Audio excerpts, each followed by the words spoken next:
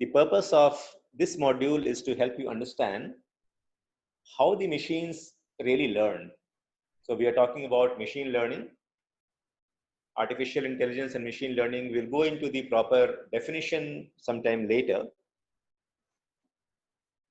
But the first thing that we need to understand is that the heart of the entire course is making the machines learn. Just as the human beings, when they are children, they are exposed to several things and they start learning. So what this learning is all about. So even as a child, we see different things, we hear different things. Basically, we absorb a lot of knowledge. Then as human beings, we start finding the patterns in those things. We find the pattern that, okay, this lady is the one who feeds me, who loves me, and she is my mother. So by seeing the behavior pattern, a child starts understanding that this person or this woman is my mother. And then gradually he forms an impression or an opinion about what her behavior pattern would be. So the child, even as a small child, one gets to learn that, okay, if I cry, then I get food. This is the lady who will come and feed me. The point I'm trying to make is that the learning process between machines and the human beings at a conceptual level is not very different. All of us, we gather information from different sources and we learn how to process it, and we start predicting or arriving at conclusions based on that data. That is how even the machines would learn. But to be able to understand that how the machines learn, what are the different concepts behind, uh, based on which the machines start learning, there are a few things that we need to understand, and these are a few concepts from mathematics. So we will learn about linear algebra, which will tell us that how the machines really formulate the problem, how do they, when the data is given to them, how using different concepts of linear algebra, the machines are able to interpret the data, they are able to formulate the problem, they are able to experiment with different hypotheses. Then we'll go into understanding some of the concepts of probability, because when we make predictions using the machine learning, probability plays a very important role. Based on that, the entire problem of classification would be handled as to what is the probability that this picture which I am seeing is a cat, or this picture which I am seeing is a dog. So how does the machine really determine in the computer vision? And we'll take examples from neuro-linguistic programming, that how does the computer know that when we are typing out a certain message, what the next word should be? What is the probability that the next word would be intelligence or intelligent or whatever you are typing out? So for understanding that, we need to have some basic idea about probability. So these things we are going to cover.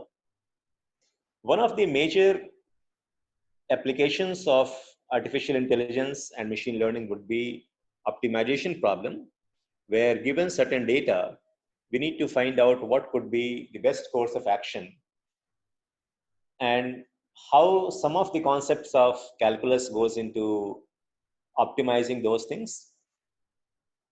So the basic idea behind this mathematical foundation is that we need to understand that how really machines learn. Some of the concepts, and this pattern would be common throughout the course as we do, that when we talk about some of the concepts, it's more to really understand. It's not, you can actually proceed with machine learning even without understanding it, without going deeper into it.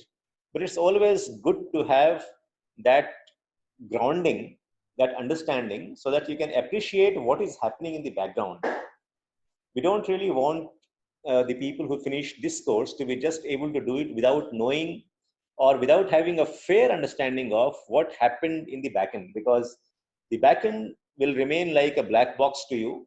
You will not be knowing what the program, or you will not be able to always see what the program is doing in the backend. but we must have a fair understanding of what is happening in the backend. And this foundation module is really aimed at that. So having covered the mathematical and statistical foundation of machine learning, then we will see that, okay, having understood these concepts, now how do we really start implementing that concept? And before we actually go into using the AIML libraries, we'll have to learn the language of manipulating those libraries, and that language would be Python. Some of you would have apprehension that, I have done coding maybe in Java or C or C++, but I haven't touched Python till now. Some of you would have a bigger problem that I haven't done coding at all earlier. So why am I exposed to this dangerous snake called Python? We will show you that Python is one of the very easy languages to learn and how you would be able to utilize that. We will also take you through one of the examples today, which will show you, which will convince you that running different types of algorithms for different types of problems, the coding part is actually the least of the problem. Where you will have to apply your mind is to how to formulate the problem, how to select the different types of algorithms that we have in machine learning, how to apply that, how to assess the results, and how to really then go and fine tune the different parameters which go into this optimization, how to enhance the performance of the system rather than learning the language. So while learning the language is important, but that's not going to be the focus. That's going to be the easier part of it. What you should be concerned about that how to really apply this knowledge and how to formulate the problem, how to solve the problem, how to uh, contextualize the problem in the given context. Like some of you would be wondering that how do I apply machine learning in marketing?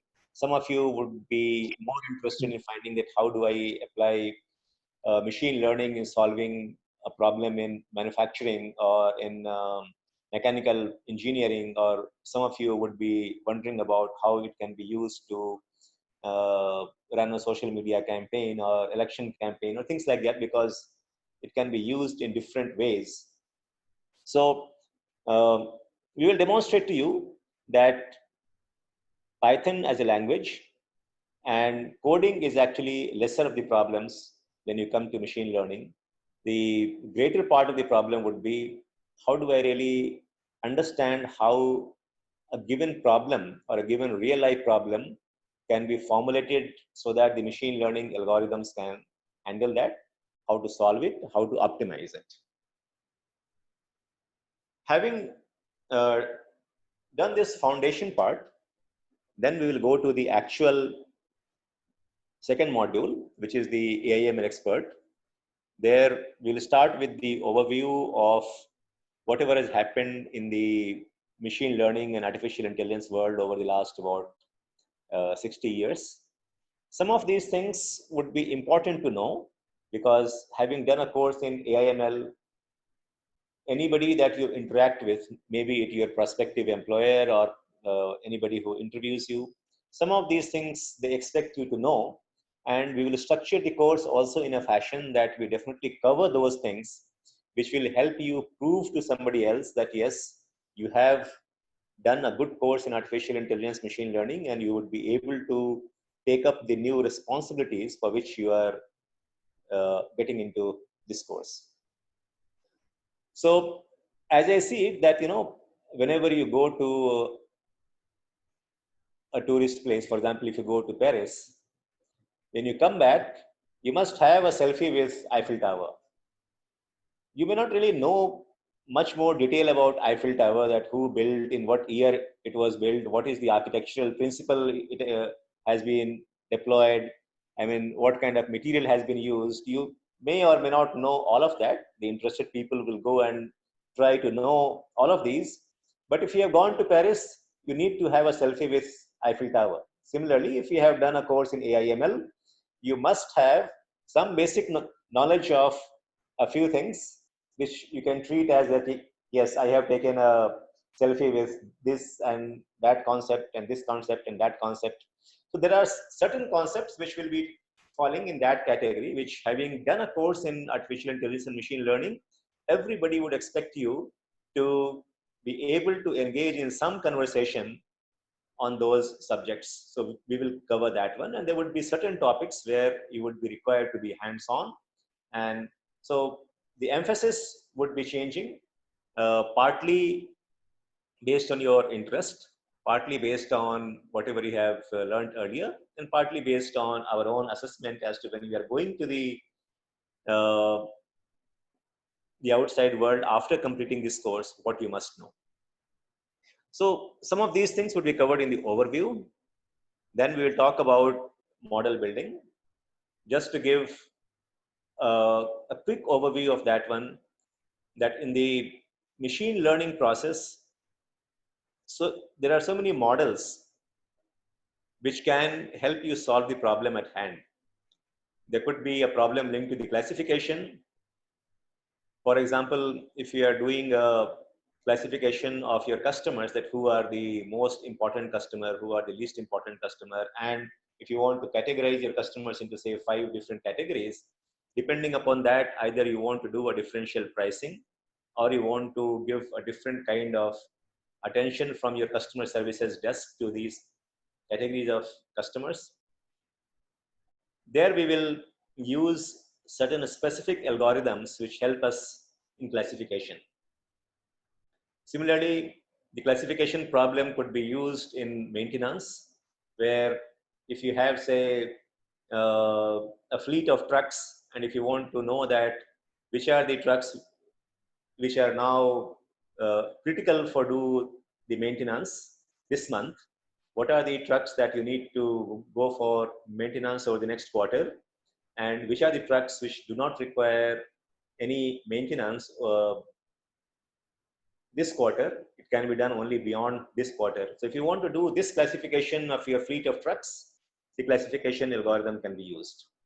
At some other places, we will use neural networks. At some other places, we will use regression. We will go into all of these different models, and then we'll see that how each of these model fits or serves the best purpose for a given class of problems.